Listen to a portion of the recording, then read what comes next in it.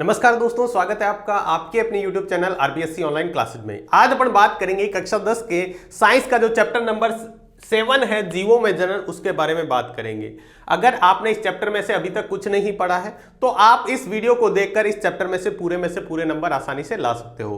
पूरा वीडियो ध्यान से देखिएगा अगर चाहते हैं इसमें से आपके जो सारे कॉन्सेप्ट हैं चैप्टर के वो क्लियर हो जाएं विद डायग्राम और विद सारे डेफिनेशन के साथ में अपन इस चैप्टर को कवर करने वाले हैं। तो चलिए स्टार्ट करते हैं। हमारा पूरा चैप्टर इस वीडियो में डिस्कस करेंगे। सबसे पहले अपन बात करेंगे जीवों में जनन का मतलब, कुछ बेसिक जानकारियां हम प्राप्त करेंगे, उसके बाद में हम चैप्टर की तरफ चलते हैं। तो चलिए देखिए, सबसे पहले हम बात करें जनन का मतलब क्या होता है। तो जनन का मतलब होता है किसी जीव द्वारा अपने जैसी संतान उत्पन्न करना। क्या कहलाता है?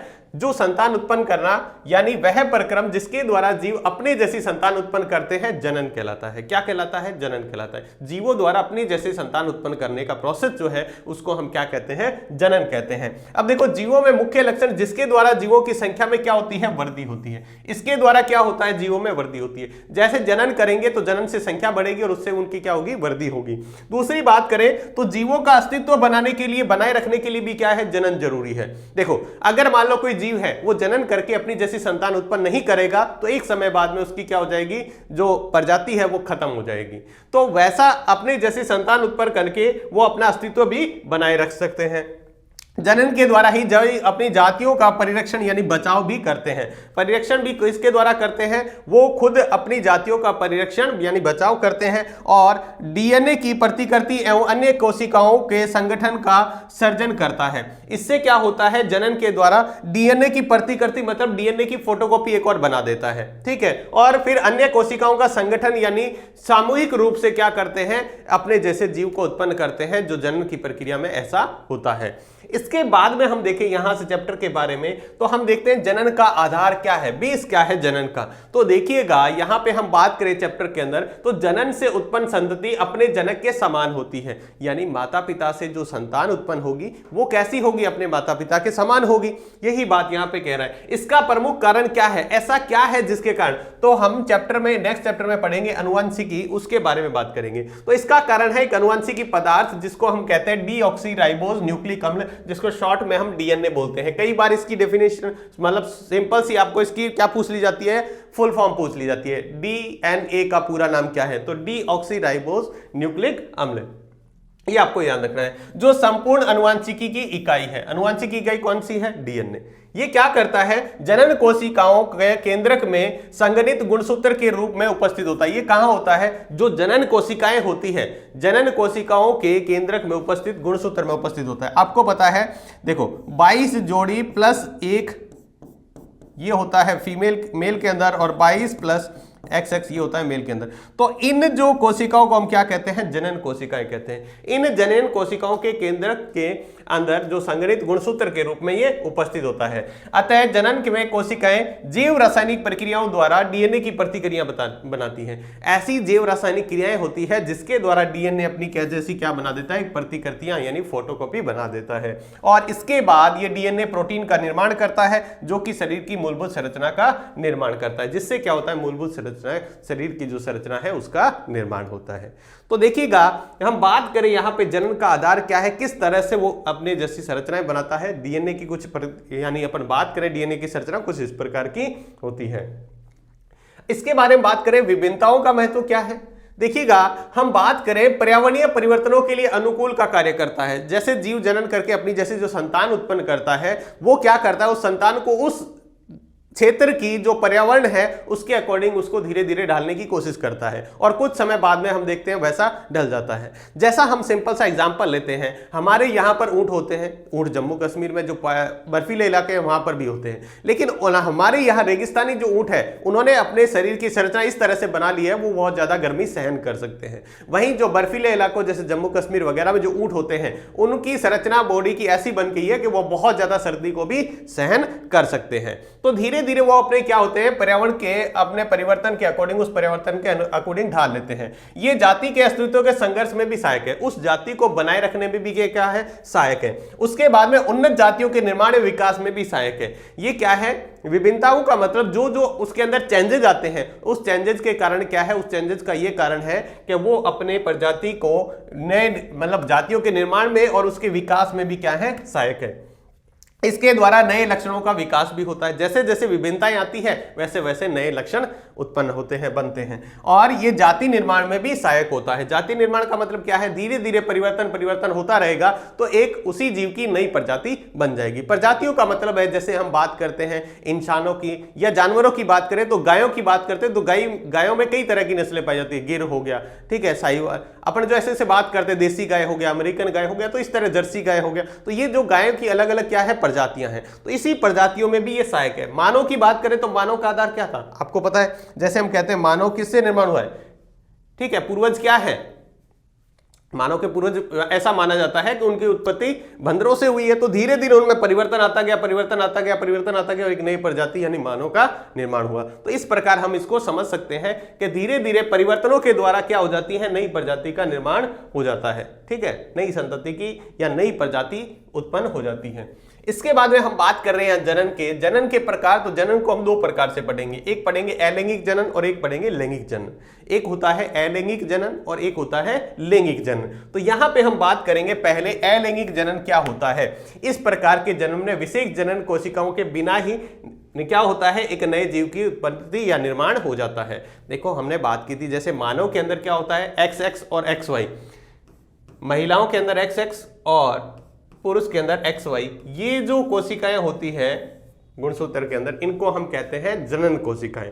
जबकि अलैंगिक जनन के अंदर इस प्रकार की कोई स्पेशल जनन कोशिकाएं नहीं होती है, उसके बिना ही वो क्या कर देता है, नए जीव की उत्पत्ति कर देता है। इसीलिए इसको अलैंगिक कह देते हैं, ठीक है, नई संतति का निर्माण। इसके फलस्वरूप जिस संतति का जन्म होता है वह आनुवंशिकी रूप से पूरी तरह से अपने जनक के समान होती है। जो अलैंगिक जनन होता है, ठीक है, अलैंगिक जनन का मतलब यह होता है कि जिसके द्वारा जो संतान उत्पन्न होगी वो बिल्कुल अपने पैतृक के समान होगी, जिससे वो उत्पन्न हुआ है बिल्कुल उसके समान होती है, सिमिलर होती है, ठीक है। तो ये आपको ध्यान रखना है। और इसके जो नई उत्पत्ति होती है वो एक ही जनक होता है, इसके द्वारा एक ही जीव से क्या हो जाता है, नए जीव की उत्पत्ति हो जाती है। उसमें मेल और फीमेल की जरूरत नहीं होती, एक ही जीव अपने जैसी संतान उत्पन्न कर देता है। उसको हम कहते हैं अलैंगिक जनन कहते हैं।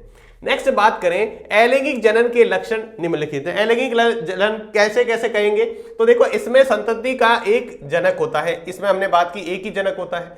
इसमें क्या होता है, नए जीव कायिक कोशिकाओं द्वारा उत्पन्न होते हैं। कायिक कोशिकाएं मतलब अभी आपको पता है 22 जोड़ी प्लस XY, तो ये 22 को हम कहते हैं कायिक कोशिकाएं और ये हमारी होती है जनन कोशिकाएं। जनन कोशिकाएं जो क्या होती है, जो हमारे लिंग का निर्धारण करती है, मेल और फीमेल का, उनको हम जनन कोशिकाएं कहते हैं। उसके अलावा जो कोशिकाएं हैं उसको हम क्या कहते हैं, उसको हम कहते हैं कायिक कोशिकाएं, जो बाकी हमारे शरीर के सभी पार्ट होते हैं। तो उसी से ही क्या होता है, अलैंगिक जनन में नए जीव की उत्पत्ति हो जाती है। इसको कायिक प्रजनन भी कहते हैं। इस प्रकार के जन्म में युग्मकों का निर्माण नहीं होता है और ना ही निषेचन होता है। युग्मक मतलब शुक्राणु और अंडाणु का मिलने से जो बनता है उसको हम कहते हैं युग्मक, ठीक है। और यानी शुक्राणु और अंडाणु, उसका निर्माण नहीं होता, निषेचन नहीं होता। निषेचन का मतलब होता है शुक्राणु और अंडाणु का मिलना, ये नहीं होता है। इसमें नया जीव अपने पैतृक के समान होता है या समरूप होता है, ये केवल निम्न वर्ग के जीवों में पाया जाता है।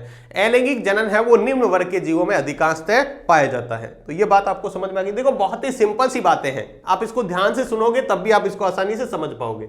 अब हम बात करते हैं अलैंगिक जनन की भी कुछ विधियां हैं अलग अलग, और भी इसमें कई तरह की विधियां होती है। इसको हम एक एक पढ़ने में देखो। पहला है विखंडन। फ्यूजन का मतलब क्या होता है, इस विधि में परिपक्व जीव विभाजित होकर दो या दो से अधिक कोशिकाओं में विभक्त हो जाता है। एक जीव होता है, ठीक है, वो क्या करता है, अनेक कोशिकाओं में, दो या दो से अधिक कोशिकाओं में विभाजित होता है। इसके सर्वप्रथम केंद्रक का विभाजन होता है। पहले केंद्रक अलग अलग होता है, कोशिकाओं में हम पढ़ते हैं ना केंद्रक होता है, वो अलग होता है। उसके बाद में कोशिका द्रव्य में विभाजन होता है और इस विधि से क्या होता है, एक कोशिकीय जंतुओं में प्रजनन होता है। एक कोशिकीय जीव, हमने पढ़ा था जीव दो प्रकार के होते हैं, एक कोशिकीय या बहुकोशिकीय। तो ये जो है वो अधिकांश किस में पाया जाता है, एक कोशिकीय में। इसको भी हमने दो प्रकार से बांट लिया है। द्विविखंडन, बाइनरी फिजन का मतलब होता है द्विविखंडन, मतलब एक कोशिकाएं क्या करेगी, दो में कन्वर्ट हो जाएगी। एक जीव दो को उत्पन्न करेगा। और बहु का मतलब क्या होता है, एक ही बहुत सारे जीवों को उत्पन्न कर दिया, एक नहीं क्या कर दिया, बहुत सारे जीव, तो उसको हम बहु विखंडन कहते हैं।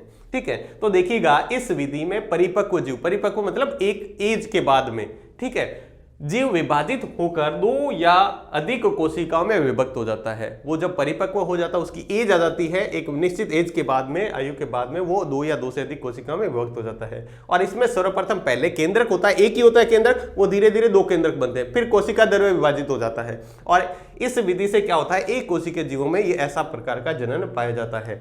यहां पर बात करेंगे हम, जैसे बाइनरी फिजन है, अभी हमने देखा दो प्रकार के देखा ना, एक द्विविखंडन एक बहुविखंडन। द्विविखंडन कुछ जीव कोशिका विभाजन द्वारा सामान्यतः दो बराबर भागों में विभक्त हो जाते हैं। यहां पर देखिएगा ये है अमीबा, आपको पता है अमीबा एक कोशिकीय जीव होता है। देखो ये इसके अंदर केंद्रक है, यहां पर देखो ये केंद्रक धीरे धीरे ऐसे लंबा होकर विभाजित होने की कोशिश कर रहा है, ये देखो यहां पे, और यहां पे ये दो केंद्रक बन गए, फिर धीरे धीरे कोशिका दर में भी दो बन जाते हैं और ये दो जीव बन गए। जब एक जीव खंडित होकर टूटकर दो जीवों में बदल जाता है तो उसको हम द्विविखंडन कहते हैं। द्विविखंडन पर देखो इस प्रक्रिया में पहले केंद्रक का विभाजन होता है, उसके बाद कोशिका दर में विभाजन होता है और प्रत्येक कोशिका दो संतति कोशिकाओं में बंट जाती है। ये क्या होती है, आगे जाकर दो अलग अलग जीवों में बंट जाती है। तो आपसे ये पूछा जाए द्विविखंडन का एक उदाहरण तो किस में पाया जाता है, तो आप याद रखिएगा अमीबा में और पैरामीशियम में और लेशमानिया में, इनमें पाया जाता है। तो एग्जाम्पल ये भी पूछा जाएगा आपसे, लेशमानिया में किस प्रकार का विखंडन पाया जाता है या किस प्रकार का अलैंगिक जनन पाया जाता है, तो द्विविखंडन पाया जाता है। देखिएगा अमीबा में, पैरामीशियम में और लेशमानिया तीनों में भी क्या है, द्विविखंडन पाया जाता है। बहुविखंडन की बात करें तो इसमें क्या होता है, एक ही जीव अलग अलग कुछ एक कोशिकीय जंतुओं में क्या होता है, कोशिका द्रव्य विभाजित होकर सूक्ष्म विखंडन बना लेता है। कोशिका द्रव्य होता है वो अनेक छोटे छोटे क्या होता है भागों में विखंडित हो जाता है। अनुकूल परिस्थिति, जब परिस्थितियां बिल्कुल उसके अनुकूल हो जाती है तब क्या हो जाए, कोशिका आवरण से फट के विखंडन मुक्त हो जाता है। तब ये बाहर से जो इसका लेवर है, कवच है, वो फट जाता है और ये क्या हो जाती है, स्वतंत्र हो जाते हैं। ये जो सूक्ष्म भाग बने थे ये अलग अलग हो जाते हैं और ये सारा क्या करते हैं, एक एक भाग एक एक जीव का निर्माण करते हैं। तो देखो उसमें तो दो ही बने थे, यहां पर देखो ये कितने भाग बने हुए हैं, ये सारे के सारे जाकर नए जीव की उत्पत्ति करेंगे। तो इसको हम बहुविखंडन कहेंगे, उसमें बहुत सारे जीवों की उत्पत्ति होती है। ये किसमें पाया जाता है, ये पाया जाता है प्लाज्मोडियम में। प्लाज्मोडियम क्या होता है, मलेरिया परजीवी जो होता है। देखो हमने अभी तक ये पढ़ा है मलेरिया किससे होता है, मादा एनाफिलीज मच्छर काटने से, लेकिन वास्तव में मादा एनाफिलीज से नहीं होता है। मादा एनाफिलीज तो उसका वाहक है, उसको ले जाने का काम कर रहा है, सिर्फ होता वो किससे है, होता है प्लाज्मोडियम से। किससे होता है, प्लाज्मोडियम से। और ये प्लाज्मोडियम में किस प्रकार का विखंडन पाया जाता है, आपसे पूछा जाएगा तो आप बोलेंगे बहुविखंडन। कैसा विखंडन, बहुविखंडन पाया जाएगा। तो बच्चों आपको ये बहुत याद रखने एग्जाम्पल के साथ में, कौन किस प्रकार के जनन में कौन से जीवों में पाया जाता है। उसके बाद बात करें खंडन। खंडन मतलब उसी तरह का है। इस विधि में एक सरल संरचना वाले बहुकोशिकीय जीव विकसित होकर, उसमें एक कोशिकीय जीव थे, इसमें बहुकोशिकीय जीव विकसित होकर छोटे छोटे टुकड़ों में खंडित हो जाते हैं और ये टुकड़ा वृद्धि करके नए जीवों की उत्पत्ति करता है, जैसे स्पाइरोगाइरा। खंडन किसमें पाया जाता है, स्पाइरोगाइरा में। आपको याद रखना है खंडन स्पाइरोगाइरा। अब देखो यहां पर ये किस प्रकार की संरचना है, यहां पर क्या हुआ, इसकी संरचना ब्रेकडाउन हुई, यहां से टूटी और ये नए जीव बन गए। एक इधर बन गया, एक इधर बन गया, इस प्रकार के खंडित होकर टूटकर नए जीवों की उत्पत्ति हो जाती है। इसको हम खंडन कहते हैं। नेक्स्ट प्रकार की है वो है पुनरुद्भवन या पुनर्जनन। पुनरुद्भवन या पुनर्जनन का मतलब क्या होता है, इस प्रक्रम में किसी कारणवश कुछ जीव या कोई जीव कुछ टुकड़ों में टूट जाता है, ठीक है, और प्रत्येक टुकड़ा नए जीव में विकसित हो जाता है। और ये पुनरुद्भवन या पुनर्जनन प्लनेरिया या फिर हाइड्रा में पाया जाता है। प्लनेरिया या फिर हाइड्रा में पाया जाता है। देखिएगा यहां पर क्या हुआ, ये जीव जो था किसी कारणवश यहां से और यहां से टूट गया, ये तीन टुकड़े हो गए। अब ये तीन टुकड़ा, ये सिर वाला टुकड़ा है, ये इसका पेट वाला भाग और पूंछ वाला भाग धीरे धीरे अपने आप विकसित कर लेगा। जो पेट वाला भाग है वो क्या करेगा, धीरे धीरे विकसित होकर अपना सर भी बना लेगा और पूंछ भी बना लेगा। और ये पूंछ वाला जो भाग है वो धीरे धीरे इसका पेट वाला भाग और सर वाला भाग बनाकर ये देखो तीनों अलग अलग जीव बन गए वापस से। तो इस प्रकार के अलैंगिक जनन को हम कहते हैं पुनरुद्भवन या पुनर्जनन। मतलब एक तरह से दूसरा जन्म हो गया, दूसरा प्रकार का जन्म हो गया, पुनर्जनन, ठीक है। ये किसमें पाया जाता है, ये प्लनेरिया में और हाइड्रा, इस प्रकार के जो जीव हैं उनमें पाया जाता है। नेक्स्ट इसके बाद हम बात करें वो है मुकुलन। मुकुलन का मतलब क्या होता है, इस प्रकार के जीव में शरीर के ऊपर क्या होता है, एक जो जीव है उसके शरीर के ऊपर ही क्या होता है, एक उभार उत्पन्न होता है जिसको हम मुकुल कहते हैं, उभार उत्पन्न। जैसे ये है, अब यहां पर देखो एक छोटा सा उभार उत्पन्न हुआ, इसको हम क्या कहते हैं, मुकुल कहते हैं। क्या कहते हैं, मुकुल कहते हैं। ये धीरे धीरे फिर छोटे जीव में बदलेगा, फिर ये पूरा विकसित हो जाएगा। पहले ये थोड़ा बड़ा हुआ, फिर ये पूरा विकसित हो गया, तो ये बाद में क्या हो जाएगा, इसके शरीर से अलग हो जाएगा और ये एक अलग जीव बना देगा। ठीक है, ये क्या हुआ, इस प्रक्रम में जीव के शरीर पर एक उद्भार उत्पन्न होता है। ठीक है, इसको हम मुकुल कहते हैं। यह मुकुल पहले नन्हे और फिर पूर्ण जीव में विकसित हो जाता है। पहले छोटा सा होता है जीव, फिर पूरे जीव में विकसित हो जाता है, और जैसे ही पूरे जीव में विकसित हो जाता है तो ये जनक से क्या हो जाता है, अलग हो जाता है। ये इससे अलग हो गया, और अलग होते ही एक नया जीव बन जाता है। ये कौन से प्रकार के जीव में, ये हाइड्रा में, यीस्ट में, इनमें इस प्रकार का जनन पाया जाता है। हाइड्रा और यीस्ट, देखो हाइड्रा में अभी देखा था हमने पुनरुत्थ भवन भी पाया जाता है और ये भी पाया जाता है, दोनों ही। तो मुकुलन जो है वो हाइड्रा के अंदर, आपको ये ध्यान रखना है। आपको इस प्रकार का डायग्राम भी पूछा जाता है, तो आप इस प्रकार का डायग्राम भी बना सकते हैं। नेक्स्ट की बात करें तो वो है कायिक प्रजनन या फिर प्रवर्धन। ठीक है, कायिक प्रजनन या प्रवर्धन, कुछ पौधों में नए पौधे का निर्माण उसके कायिक भाग जैसे कि जड़, तना, पत्तियां आदि से होता है, इन्हें कायिक प्रवर्धन कहते हैं। देखो हम डेली लाइफ में बहुत सारे पौधे ऐसे देखते हैं जिनको बिना बीज के द्वारा भी उगाया जा सकता है, बीज ही नहीं होते फिर भी। अगर मान लो जिनको बिना जनन कोशिकाओं के द्वारा हमने उगाया है, मतलब कुछ ऐसे जीव जिसको कायिक भाग के द्वारा, कायिक भाग मतलब वो होता है जैसे उसके जड़ द्वारा, किसी पौधे की जड़ लगा दी तो वो पौधा लग जाता है। ठीक है, आपने देखा ना कुछ पौधे ऐसे होते हैं जिसका तना लगा दे वो लग जाएगा, जैसे आलू है, आलू का तना काट के लगा दो वो लग जाएगा। ठीक है, कुछ हमने देखा है जैसे गुलाब है, उसकी टहनी काट के लगा दो लग जाती है। तो इस प्रकार के पौधे जो बिना बीज के उग जाते हैं, पौधे के किसी भाग से ही उग जाते हैं, वो पौधे का भाग कहलाता है कायिक प्रवर्धन। ठीक है, ठीक है, तो ये है, इसको कायिक प्रवर्धन कहते हैं। उदाहरण के लिए जैसे ब्रायोफिलम हो गया, केला हो गया, गुलाब हो गया, संतरा हो गया, चमेली हो गया, अंगूर हो गया, गन्ना हो गया, इसमें पौधे के हम भाग लगा देंगे तो भी लग जाएगा। जैसे यहाँ पे है, यहाँ पे देखिए कुछ पौधे ऐसे होते हैं जिसकी जड़ें, जैसे शकरकंद वगैरह जो होते हैं उसकी जड़ें लगा दो वो लग जाती है। ठीक है, दूसरा देखो हमारे पास है अदरक, अदरक को लगा दो, अदरक छोटा भाग तोड़ के लगा दो वो लग जाएगा, ये बीज थोड़ी है उसका। और हमने देखा आलू, आलू के ऊपर जो छोटी छोटी आंखें निकलती है उसको काट के आप जमीन के अंदर लगा दो, आलू लग जाएगा।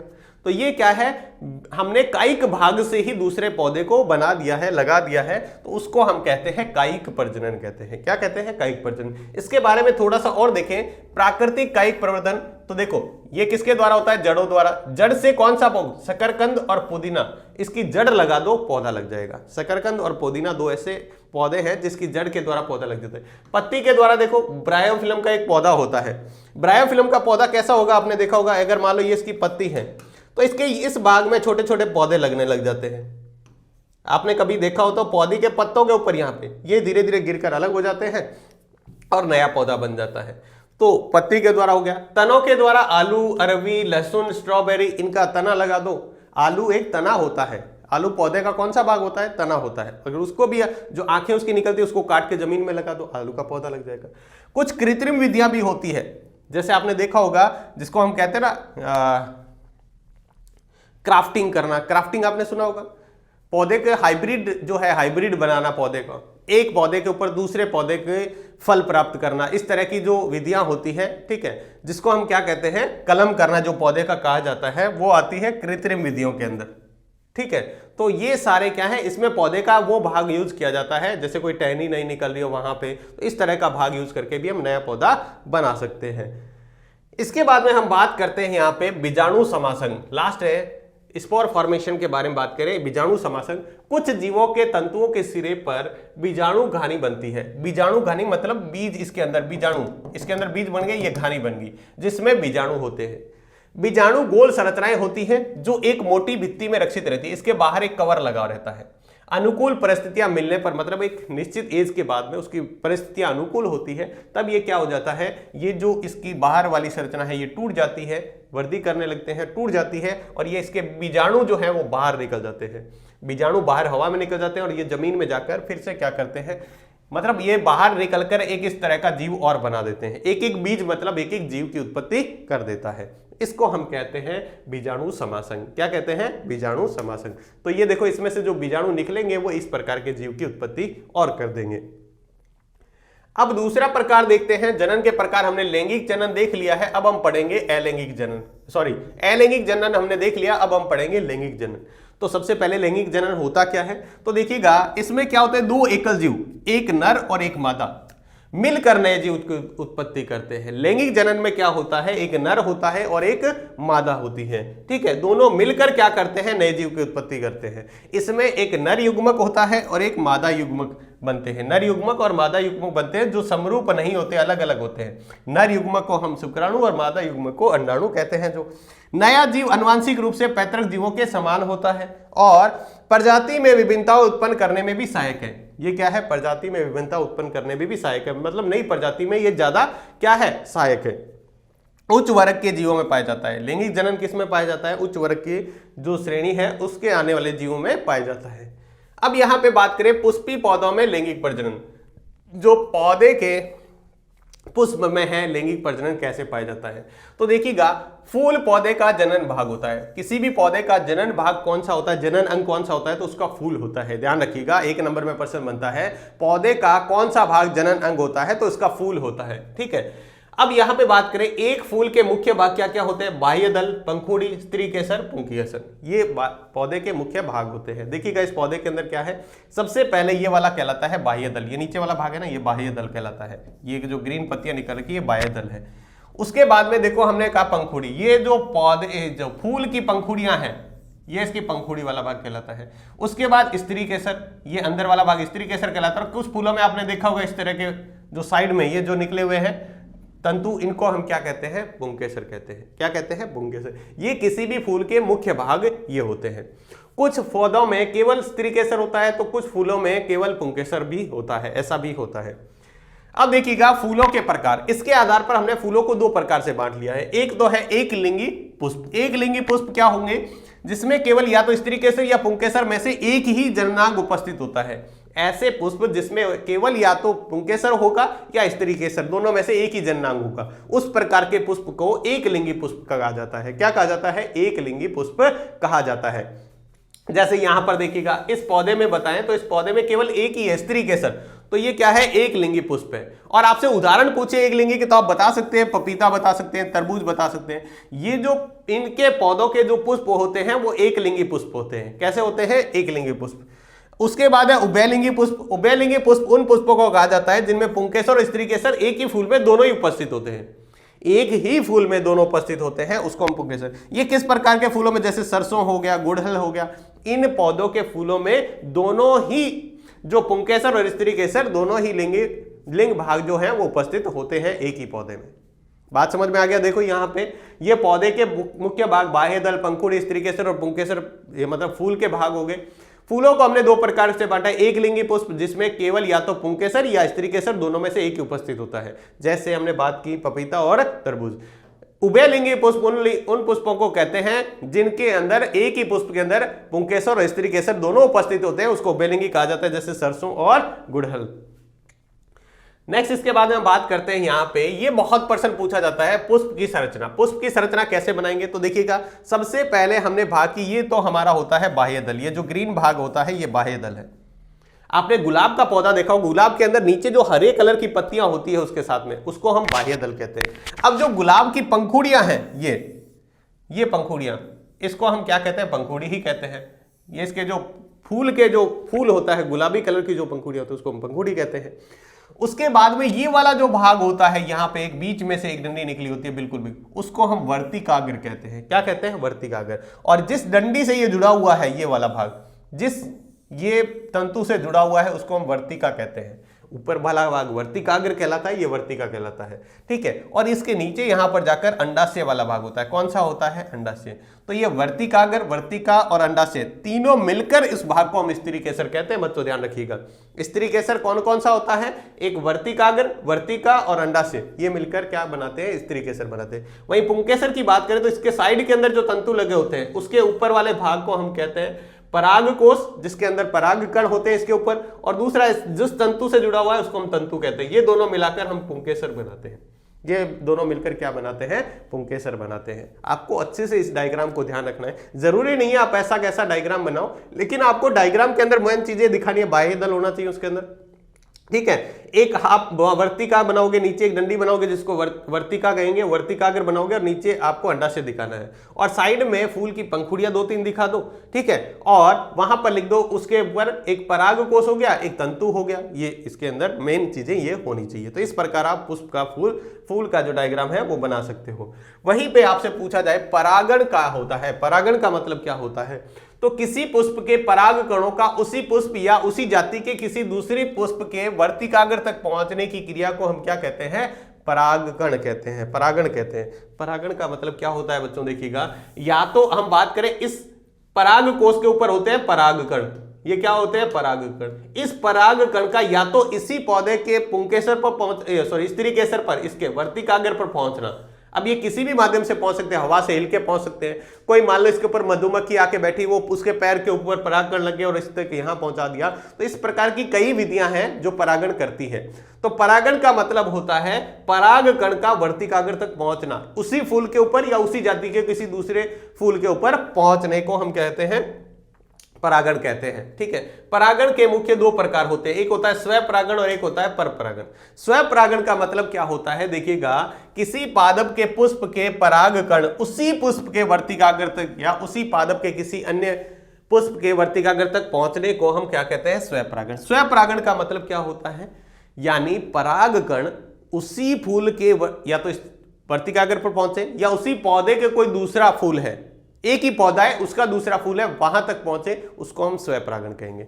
पर परागण का मतलब होता है जब एक पुष्प के परागकण उसी जाति के किसी दूसरे पौधे के ऊपर, अब एक पौधा यहां पर है, एक पौधा यहां पर, दोनों अलग अलग पौधे, जब इसके जो परागकण है इसके वर्तिकाग्र पर पहुंचेंगे तो उसको हम क्या कहते हैं, पर परागण कहते हैं। क्या कहते हैं, पर परागण। जब एक पुष्प के परागकण उसी जाति के अन्य पादप के वर्तिकाग्र या विभिन्न स्थानों के विभिन्न माध्यमों के द्वारा, तो इसे हम पर परागण कहते हैं। अब देखिएगा, एक लिंगी पुष्प हमने देखा था, एक लिंगी पुष्प कौन से होते हैं, पपीता, मक्का, ये एक पुष्प होते हैं, तो इनके ऊपर स्वयं परागण पाया जाता है। और पर परागण जैसे किसके द्वारा होता है, कीटों के द्वारा, वायु के द्वारा, जल के द्वारा, जंतुओं के द्वारा, इसके अंदर क्या होता है, पर परागण पाया जाता है। और ये किसके द्वारा, देखो, पर परागण कीटों के द्वारा, जैसे मधुमक्खी, भौरा वगैरह, वो फूल के उसी भाग पर जाकर बैठते हैं, वहां से उसके पैरों के ऊपर परागकण चिपक जाते हैं, वो दूसरे फूल के ऊपर जाएगा, वर्तिकाग्र पर बैठेगा तो उसके पहुंच गए।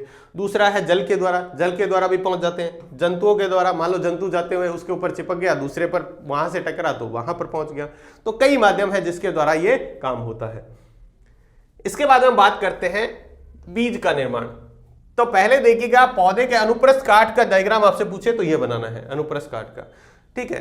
अब देखिएगा बीज का निर्माण कैसे होता है। तो सबसे पहले क्या होता है, पराग कोश में उत्पन्न परागकण, ये जो परागकण है बाहर, ठीक है, परागकण मान लो ये हमारा जो है, इसके ऊपर मान लो परागकण है। ये परागकण क्या होंगे, या तो हवा के द्वारा, पानी के द्वारा या छोटे जीवों के द्वारा फूल के वर्तिकाग्र तक, ये यहां से उड़ के इसके वर्तिकाग्र तक पहुंचेंगे। सबसे पहला स्टेप ये होगा। फिर क्या होगे, दूसरे फूल के वर्तिकाग्र ये स्थानांतरित हो जाते हैं। परागकण में से एक नलिका विकसित होती है, फिर परागकण से क्या होती है, जो परागकण है उससे एक नलिका विकसित होती है, तो वर्तिकाग्र तय होते हुए बीजांड तक पहुंचते हैं। ये यहां से देखो एक नलिका बनी है, यहां से पहुंचते पहुंचते इस बीजांड तक पहुंचते हैं, ठीक है। अंडाशय के अंदर नर तथा मादा युग्मक का निषेचन होता है। अब क्या होता है, यहां पर जो परागकण है वो पौधे का कौन सा भाग है, पुंकेसर वाला, और ये वाला भाग कौन सा है, स्त्री केसर वाला। यहां पर दोनों मिलते हैं, उस प्रक्रिया को हम निषेचन कहते हैं। क्या कहते हैं, निषेचन कहते हैं। तो इसके अंदर निषेचन होता है और युग्मनज का निर्माण होता है। निषेचन से युग्मनज, युग्मनज का मतलब क्या होता है, जैसे हम इंसानों के लिए समझे तो जब बात करें अंडाणु और शुक्राणु मिलते हैं तो दोनों के मिलने से की प्रक्रिया को हम निषेचन कहते हैं, और दोनों मिलने से जो बनता है उसको हम युग्मनज कहते हैं। क्या कहते हैं, युग्मनज, ठीक है। युग्मनज विभाजन होकर भ्रूण का निर्माण करता है, फिर वो किस में बदल जाता है, धीरे धीरे भ्रूण में बदल जाता है, और बीजांड में एक कठोर आवरण विकसित हो जाता है। और बीजांड से क्या होता है, कठोर आवरण विकसित हो जाता है जो बीज में बदल जाता है। जो किस में बदलता है, जिससे धीरे इसके अंदर जो संरचना बनी है, निषेचन हुआ है, निषेचन से जो युग्मनज बना है, युग्मनज धीरे धीरे विकसित होकर भ्रूण बनाता है, और भ्रूण से धीरे धीरे क्या बनता है, उसका बीज बन जाता है। अंडाशय फल में बदल जाता है, जिसका अंडाशय वाला भाग है वो फल में बदल जाएगा, और फूल के अंदर वाले जो बाकी भाग है वो झड़ जाते हैं। फूल के बाकी भाग सारे क्या होता है, वो पंखुड़ियां वगैरह जो थी वो सारे बाह्य तल वो झड़ जाते हैं, ठीक है। तो ये बीज निर्माण की प्रक्रिया है। इसके बाद में देखिए मानव में लैंगिक जनन कैसे होता है, उसको हम पढ़ने वाले हैं। ठीक है, बहुत इंपॉर्टेंट है। मानव में लैंगिक जनन की बात करेंगे तो लैंगिक अंग की बात करें तो एक होता है जैसे पुरुष जनन तंत्र या मादा जनन तंत्र का डायग्राम पूछा जाता है, बहुत इंपॉर्टेंट है, तो उसको अच्छे से समझना है। तो पहले हम बात करते हैं मानव में लैंगिक जनन। तो मानव में कौन सा जनन पाया जाता है? सबसे पहले तो यह रखें लैंगिक जनन, क्योंकि यहां पर नर और मादा दोनों की जरूरत पड़ती है। ठीक है, अब लैंगिक परिपक्वता का मतलब क्या होता है? जीवन का वह काल जब नर में शुक्राणु और मादा में अंडाणु बनने स्टार्ट हो जाते हैं, तो उसको हम कहते हैं परिपक्व, यानी लैंगिक परिपक्व कहते हैं। जैसे देखो, छोटे बच्चे की आयु होती है तो उसके अंदर क्या होता है, जो अंडाणु और शुक्राणु बनने स्टार्ट नहीं होते हैं, लेकिन एक एज के बाद में ये दोनों बनने स्टार्ट हो जाते हैं, उस एज को हम कहते हैं लैंगिक परिपक्वता। और ये कब आती है? किशोरावस्था की अवधि में आती है। किशोरावस्था से उस अवधि को हम यौवनावस्था कहते हैं। किशोरावस्था आपको पता है 11 से लगा के 19 वर्ष तक की आयु को हम किशोरावस्था कहते हैं। उस आयु के दौरान बीच में ही क्या हो जाता है, जब अंडाणु और शुक्राणु बनने स्टार्ट हो जाते हैं तो उसको हम यौनारंभ कहते हैं। अब देखो, पुरुषों के अंदर द्वितीयक लैंगिक जो लक्षण है वो कौन कौन से हैं पुरुषों के अंदर? तो देखिएगा, जैसे पुरुषों के अंदर लैंगिक लक्षण के बारे में बात करें वो तो है, लिंग के आधार पर तो है ही है। उसके अलावा पुरुष और क्या परिवर्तन आते हैं? द्वितीयक गुण, जैसे शरीर व चेहरे पर बाल उग जाते हैं। द्वितीयक लैंगिक लक्षण के बारे में बात करें तो देखो, लिंग के द्वारा तो अंतर है ही है, उसके अलावा क्या क्या परिवर्तन आते हैं लड़के और लड़की के अंदर? तो लड़की के जो गुण हैं वो क्या होते हैं, एक निश्चित एज के बाद में, देखो एक निश्चित एज से पहले केवल लैंगिक अंतर होता है, बाकी बॉडी सेम की सेम रहती है, लेकिन एक निश्चित एज के बाद में क्या होता है, फिर जो लड़कों में अलग तरह के परिवर्तन आते हैं, लड़कियों में अलग तरह के परिवर्तन आते हैं, उनको हम क्या कहते हैं? द्वितीयक लैंगिक लक्षण कहते हैं। ठीक है, देखो सबसे पहले जैसे लड़कों के चेहरे पर और शरीर पर बाल उगने स्टार्ट कर, दाढ़ी मूंछ आना हो जाता है जिससे कहते हैं। आवाज लड़कों की क्या होने लग जाती है? भारी होने लग जाती है। शुक्राणु का निर्माण शुरू हो जाता है, लंबाई बढ़ने लगती है, और वृषण से टेस्टोस्टेरोन हार्मोन का स्रावण स्टार्ट हो जाता है। वृषण में कौन सा हो जाता है? टेस्टोस्टेरोन जो हार्मोन है वो स्रावित होने लग जाता है। ये किसके हैं? ये हैं, हमने बात की पुरुषों के द्वितीयक लैंगिक लक्षण के बारे में। इसके बाद में बात करें स्त्रियों के अंदर द्वितीयक लैंगिक लक्षण में क्या परिवर्तन होता है, तो देखो स्तनों का विकास स्टार्ट हो जाता है। सबसे पहले क्या हो जाता है, स्तन जो है वो क्या हो जाता है, उसमें वृद्धि होना स्टार्ट हो जाता है। मासिक धर्म जो है वो प्रारंभ हो जाता है। ठीक है, स्वर मधुर और तीव्र हो जाता है, मतलब आवाज मीठी और तीव्र हो जाती है।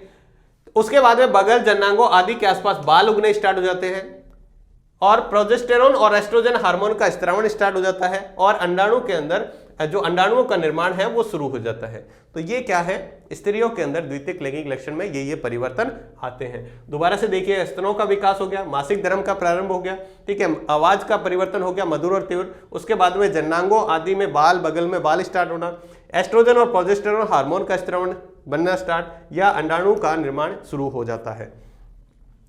नेक्स्ट इसके बाद में देखिएगा, हम बात करते हैं नर जनन तंत्र की। परीक्षा में बहुत पूछा जाता है, नर जनन तंत्र का नामांकित चित्र बनाकर इसको समझाइए। तो हम देखते हैं इसके बारे में, पहले समझते हैं। तो देखो, इसके हम भाग पढ़ते हैं। सबसे पहले जैसे हमने देखो बाकी तंत्र पढ़े हैं, हमने पाचन तंत्र पढ़ा, हमने श्वसन तंत्र पढ़ा, हमने परिसंचरण तंत्र पढ़ा, हमने उत्सर्जन तंत्र पढ़ा। इसके बाद में आता है जनन तंत्र। ठीक है, मानव मस्तिष्क हमने पढ़ा, अब आता है जनन तंत्र। तो जनन तंत्र के अंदर भी अलग अलग क्या होते हैं, भाग होते हैं, इसके अलग अलग अंग होते हैं। तो उसके अंदर सबसे पहले पढ़ने वाले वृषण। वृषण क्या होते हैं ये देखिएगा, ये जो भाग है ये वृषण कहलाता है। ये मनुष्य का कौन सा भाग है? वृषण। ठीक है, यहां पर देखिएगा, वृषण उदर गुहा के बाहर वृषण कोष के अंदर उपस्थित होते हैं। वृषण कहाँ है? ये जो कोष है इसके अंदर, ठीक है, इसके अंदर ये जो है ये वृषण उपस्थित होते हैं। ये बाहर जिसके अंदर उपस्थित होते हैं उसको वृषण कोष कहते हैं। तो वृषण कोष के अंदर स्थित होते हैं। वृषण कोष का तापमान तुलनात्मक रूप से कम होता है, बाकी बॉडी के टेम्परेचर से यहाँ का टेम्परेचर कम होता है। क्यों होता है? जो शुक्राणु बनाने के लिए आवश्यक है, वो शुक्राणु निर्माण के लिए आवश्यक है, इसलिए यहाँ का टेम्परेचर कम होता है। और नर युग्मक शुक्राणु यहाँ बनते हैं।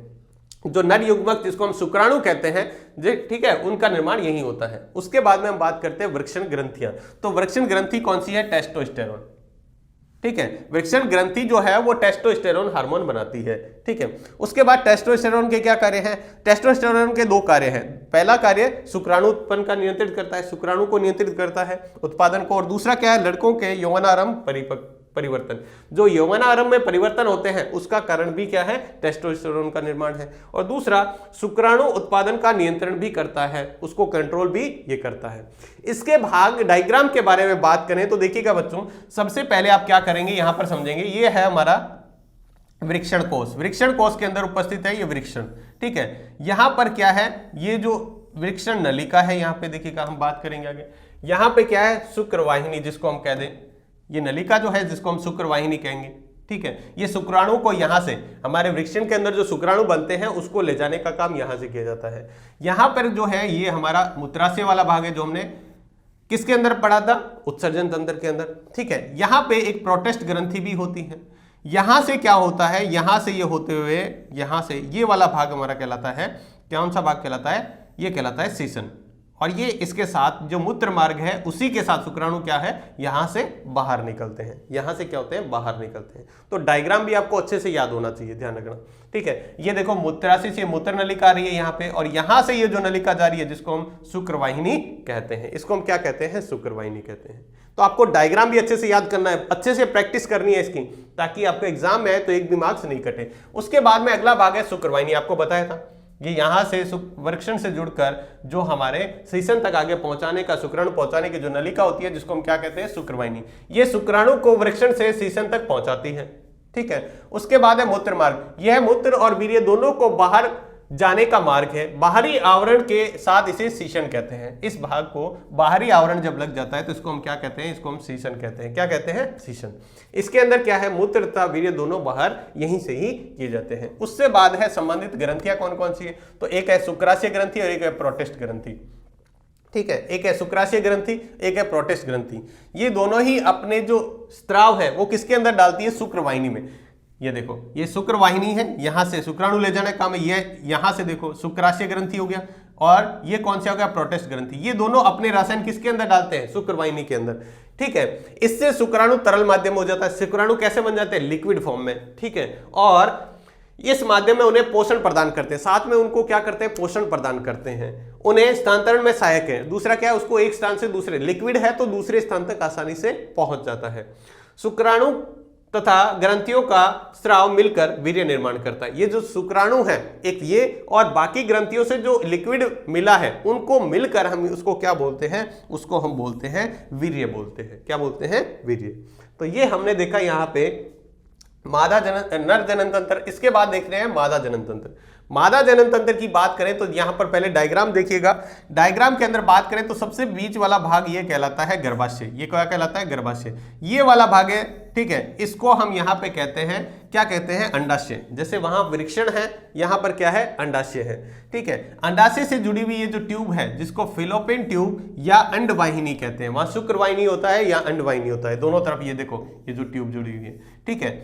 इसका ये वाला भाग जो है, जो गर्भाशय के स्टार्टिंग वाला भाग है जिसको हम ग्रीवा कहते हैं, और इसके आगे जो नली होती है जिसको हम क्या कहते हैं, योनि कहते हैं। क्या कहते हैं, योनि कहते हैं। तो एक एक भाग को पढ़ते हैं। सबसे पहले अंडाशय।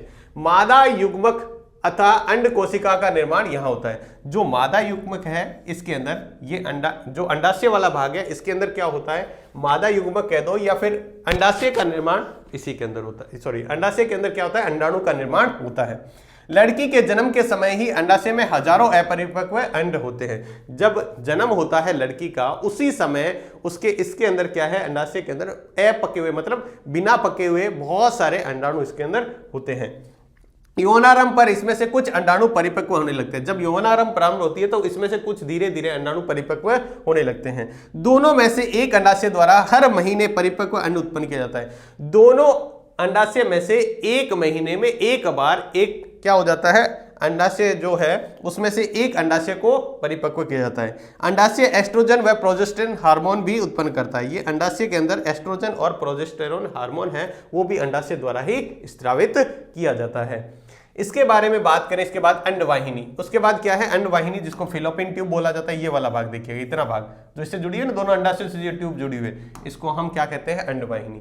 ध्यान रखिएगा, यह अंडाशय द्वारा उत्पन्न अंड कोशिका को गर्भाशय तक स्थानांतरित करती है, वहां से गर्भाशय तक ले जाने का। और सबसे इंपॉर्टेंट बात है, अंडाणु और शुक्राणु का निषेचन यहां होता है। ध्यान रखना, आपसे प्रश्न पूछा जाएगा जो निषेचन है वो कौन से भाग में होता है, तो ध्यान रखिएगा वो होता है फिलोपियन ट्यूब यानी अंडवाहिनी के अंदर होता है। गर्भाशय में नहीं होता है, अंडवाहिनी के अंदर होता है, अंडाशय में। उसके बाद आता है गर्भाशय। ये एक थैलीनुमा संरचना होती है जिसके अंदर शिशु का विकास होता है। जो बच्चा उसके अंदर गया है, निषेचन के बाद में जो भ्रूण बना है, बच्चा बना है, उसका निर्माण जो है वो कहां पर होता है, वो होता है इस गर्भाशय के अंदर। उसके बाद में आगे बात करें योनि, यह मूत्राशय तथा मलद्वार के मध्य स्थित होती है। मूत्राशय तथा मलद्वार के स्थित होती है। 8 से 10 सेंटीमीटर लंबी एक नलिका होती है, जो यह रजोधर्म, स्त्रावण और प्रसव का मार्ग है। रजोधर्म जो मासिक स्त्रावण होता है वो भी इसी भाग से होता है, और प्रसव जो है वो भी इसी मार्ग से क्या होता है, बाहर आता है। इसके बाद में हम बात करें, जब अंड कोशिका का निषेचन होता है तो निषेचन अंड युग्मनज कहलाता है। क्या कहलाता है? जब मान लो अंडाणु और शुक्राणु मिलते हैं तो उनके मिलने से निषेचन की प्रक्रिया द्वारा क्या होता है, युग्मनज बनते हैं, जो गर्भाशय में रोपित होते हैं। फिर वो गर्भाशय में रोपित हो जाते हैं। गर्भाशय में रोपण के पश्चात युग्मनज में विभाजन तथा विभेदन होता है और भ्रूण का निर्माण हो जाता है। फिर उसके अंदर किसका निर्माण हो जाता है, भ्रूण का निर्माण हो जाता है।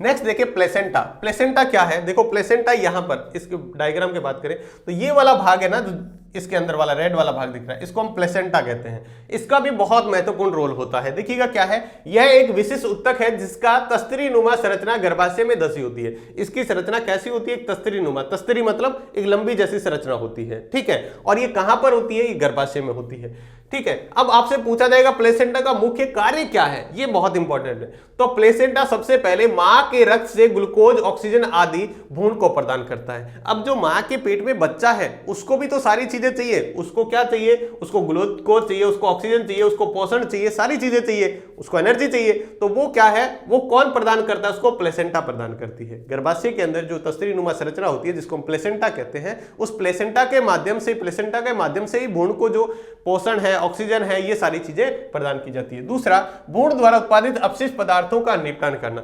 अब जो बच्चा है तो उसके अंदर क्या बनेगा? जैसे बच्चा है, जैसे इंसान के अंदर बनता है, वैसे उसके अंदर भी अपशिष्ट पदार्थ बनते हैं। तो उस अपशिष्ट पदार्थ को निपटाने का काम है वो भी कौन करता है? प्लेसेंटा करता है। तो देखिएगा प्लेसेंटा के दो मुख्य कार्य क्या क्या है? एक तो ग्लूकोज, ऑक्सीजन, पोषण आदि को भ्रूण तक पहुंचाने का काम, और भ्रूण द्वारा जो अपशिष्ट पदार्थ है उसको निपटान करने का काम भी कौन करता है? प्लेसेंटा करता है।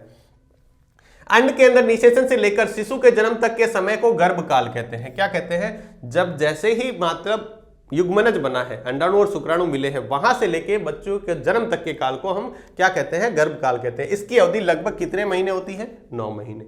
हम बार बार सुनते ही हैं, मां के पेट में बच्चा कितना रहता है? 9 महीने का, ठीक है। तो 9 महीने को हम गर्भकाल कहते हैं। अब जब अंड निषेचन नहीं होता है, अब देखो हर महीने क्या है, जो फीमेल है, मादा है, उसके अंदर हर महीने दोनों में से एक जो अंडाशय है उसमें से क्या होता है?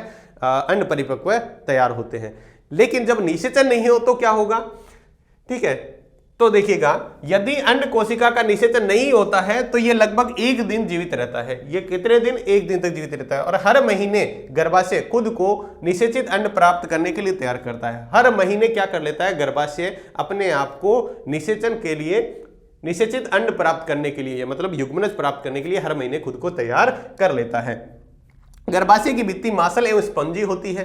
यह भ्रूण के विकास के लिए जरूरी है। अब गर्भाशय के अंदर की जो संरचना होती है वो बहुत ही ज्यादा मांसल मतलब केवल मांसपेशियों से बना हुआ, मांस का बना हुआ, और स्पंजी मतलब बहुत ज्यादा मुलायम होती है, जो क्या होती है? भ्रूण के विकास के लिए, जो उसके पेट में बच्चा है उसके विकास के लिए बहुत ज्यादा जरूरी है।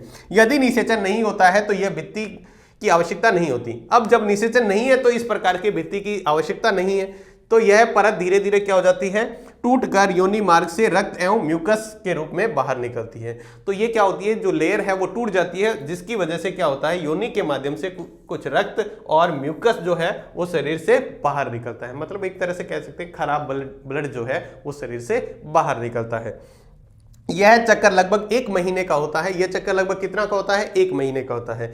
इसे ऋतुस्राव या फिर रजोधर्म कहते हैं। इसको क्या कहते हैं? ऋतुस्राव या रजोधर्म कहा जाता है। नेक्स्ट इसके बाद में हम देखें जनन स्वास्थ्य के बारे में थोड़ी सी बात करें तो जनन स्वास्थ्य का अर्थ क्या है? जनन से संबंधित स्वास्थ्य का अर्थ क्या है? तो ये भी हमें क्या है? नॉलेज होना बहुत जरूरी है। जनन से संबंधित सभी आयाम, जनन का मतलब नहीं ये नहीं है केवल हमें सेक्सुअल नॉलेज नहीं होना, इसके मतलब क्या क्या है? तो देखिएगा इसका मतलब है शारीरिक रूप से, मानसिक रूप से और सामाजिक और व्यवहारिक रूप से आपको स्वस्थ होना जरूरी है। ठीक है, आप केवल शारीरिक रूप से ही नहीं कह सकते, मानसिक रूप से, सामाजिक रूप से, या फिर हम बात करें व्यवहारिक रूप से भी आपको स्वस्थ होना जरूरी है। देखिएगा रोगों का लैंगिक संचरण, कुछ रोग ऐसे होते हैं जो क्या होते हैं? लैंगिक संरचना के द्वारा, मतलब एक दूसरे से ट्रांसफर हो जाते हैं। अनेक रोगों का लैंगिक संचरण भी हो सकता है, ठीक है। जैसे हम बात करें जीवाणु जनित रोग, जीवाणु जनित जो लैंगिक रोग हैं उसके अंदर बात करें तो गोनेरिया और सिफिलिस, ये दो ऐसे रोग हैं जो एक व्यक्ति से दूसरे व्यक्ति में जनन के समय ट्रांसफर हो सकते हैं। उसके बाद में वहीं विषाणु जनित रोग की बात करें तो वह है मस्सा, HIV एड्स, ये क्या होते हैं, एक व्यक्ति से दूसरे व्यक्ति को ट्रांसफर हो सकते हैं जनन के समय। तो इसको रोकने का क्या उपाय है? देखो, कंडोम के उपयोग से इन रोगों का संचरण कुछ सीमा तक रोका जा सकता है। अगर कंडोम का उपयोग करेंगे तो उस रोग को एक व्यक्ति से दूसरे व्यक्ति में फैलने से रोका जा सकता है। अब देखो, अगर मान लो अगर कोई व्यक्ति है, कोई मादा है, वो गर्भ धारण नहीं करना चाहती है, ठीक है, तो क्या होगा?